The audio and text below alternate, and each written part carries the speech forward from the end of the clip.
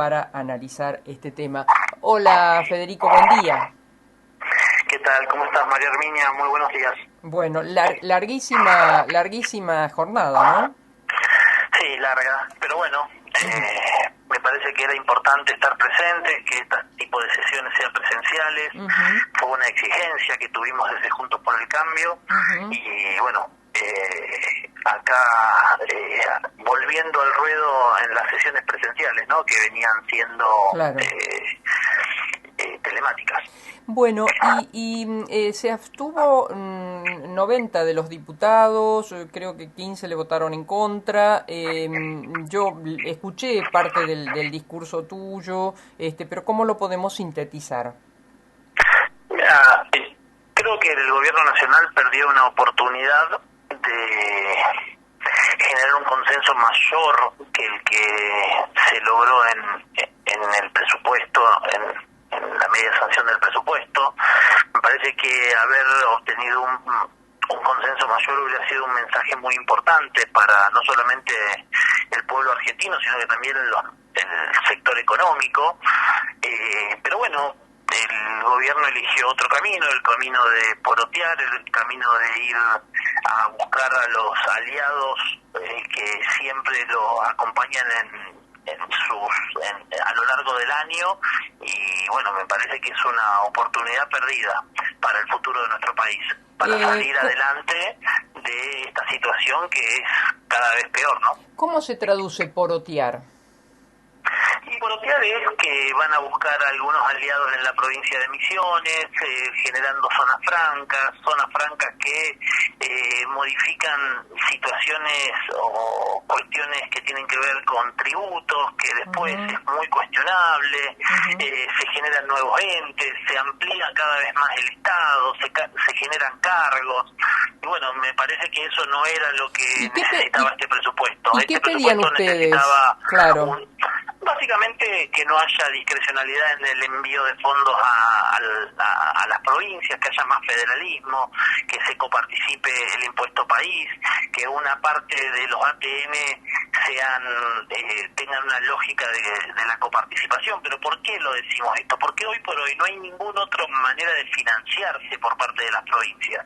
Y esto significa que que las provincias van a depender exclusivamente de el Estado Nacional para financiarse. Entonces, si eso le permite al gobierno nacional tener mucho más a tiro, a látigo de billetera a gobernadores que a lo mejor no cumplan a rajatabla con los pedidos del gobierno central. Y eso se ve, digo, con un tema concreto como el COVID, los gobernadores que no son oficialistas, ¿han notado esa diferencia? No con el tema COVID, sí con el tema de envío de fondos, tanto en ATN como en fondos a través de obras y demás. Eso sí se ha visto en el año que estamos transcurriendo, igualmente en menor medida con el tema de las obras, porque básicamente estuvo parado, ¿no? Estuvo frenado.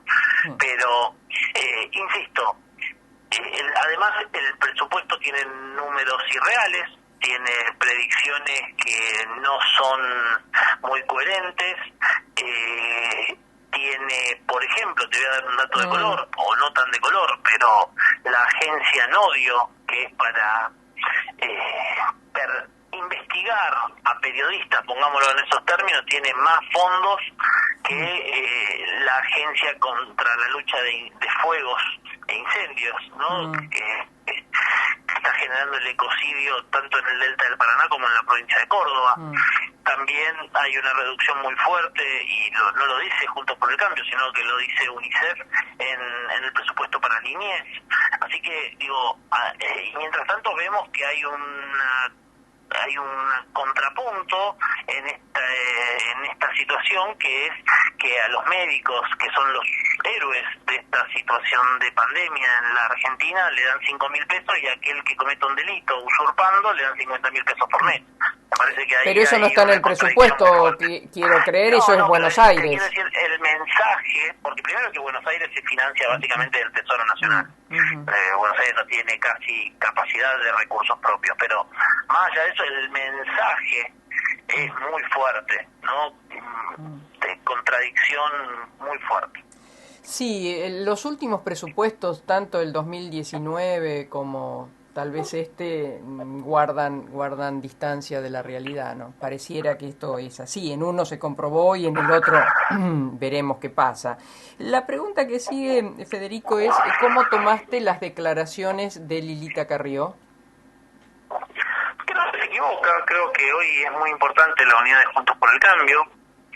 Hacer ese tipo de declaraciones generan ruido que hay que resolver puertas para adentro. Yo soy convencido que los problemas hay que charlarlos, hay que discutirlos y salir fortalecidos de cada una de esas reuniones. Me parece que es muy importante para las instituciones de nuestro país que la oposición esté unida. El peronismo generalmente o el kirchnerismo no ha gobernado con una oposición unida, siempre han logrado requebrajarla, siempre han logrado generar divisiones. Esto no lo han podido hacer durante todo este tiempo.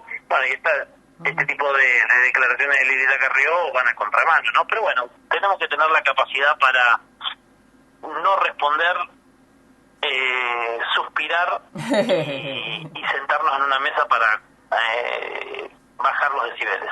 ¿Qué haría? Vos pertenecés, sos el vicepresidente de Cambiemos. La carta de la vicepresidenta menciona la necesidad de consensos, que sí, por supuesto que debe convocar el presidente. Si esto es así, ¿qué van a hacer ustedes?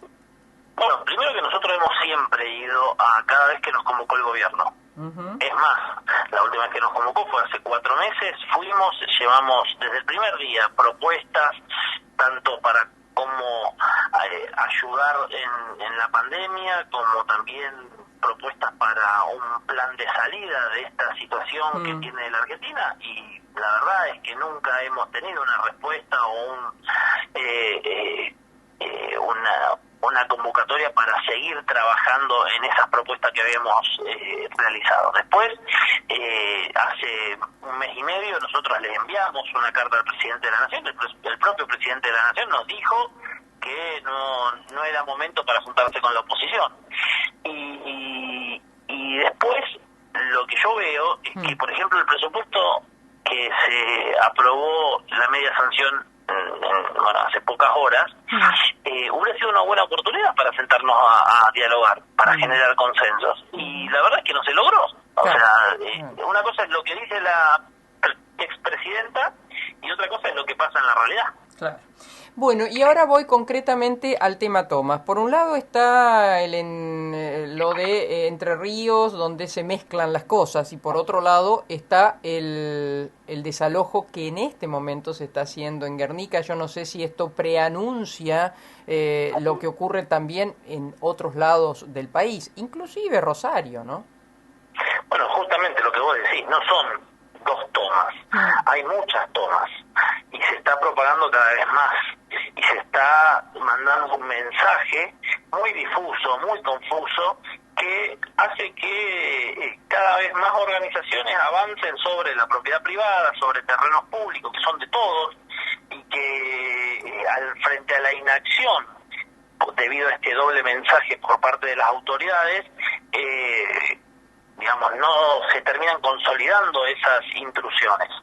No solamente es lo de Entre Ríos, no solamente es lo de Guernica, es los pseudo mapuches en el sur de nuestro país, es en el Gran Rosario, es en el Gran Córdoba, es en distintos lugares que se están sucediendo. Pero fíjate vos la diferencia. En Mendoza se hicieron tomas. El Estado actuó rápido y en menos de 3 horas no quedaron más personas tomando terrenos. Eso es cómo tiene que actuar el Estado. Porque si no se actúa de forma inmediata, se terminan consolidando, como te decía antes, las instrucciones, y después no se saca más de esa gente. Claro, es así. Lo que no es óbice para no charlar en el Congreso, las situaciones habitacionales, ¿no? Pero eso es otra cosa, no es... Sí, es otra cosa, porque hay muchas familias que no tienen la posibilidad de una vivienda no toman propia y terrenos, no por claro. eso van a tomar terrenos, sino Sí, se sí. esfuerzan, tratan de buscar más trabajo, tratan de generar recursos para llegar a tener esa casa propia. Entonces, digo, me parece que no nos tenemos que olvidar que generalmente las tomas inicialmente son tomas realizadas por organizaciones delictivas, muy organizadas, no son sectores vulnerables de la sociedad. Después esos mismos hacen negocio y le venden los terrenos a los sectores más necesitados, y ahí se escudan. Por eso es muy importante que se actúe rápido, Claro. de forma instantánea por parte de las fuerzas policiales y de la justicia, ¿no? Federico, como siempre, sos muy amable y habrás pasado una larga noche, así que supongo descansarás un rato. Sí, esperemos que sí. Muchas gracias. Bueno, un Hasta cariño. luego. Chao, hasta luego. El diputado nacional Federico Angelini, que además es el vicepresidente de Cambiemos, ¿no? O del PRO. Ahí entro en duda. Es del PRO, pero integrante de Cambiemos, claro que sí. Bien.